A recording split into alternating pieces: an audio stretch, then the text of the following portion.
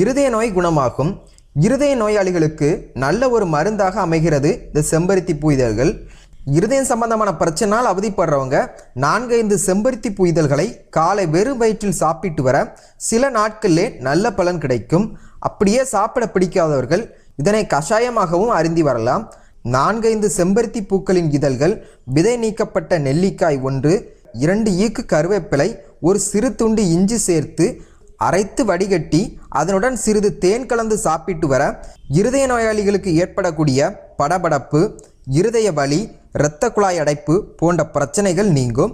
So இருதயம் சம்பந்தமான பிரச்சனையால் அவதிப்படுறவங்க இதனை பயன்படுத்தி வர மிகவும் நல்லது. 2, உடல் சூட்டை குறைக்கும்.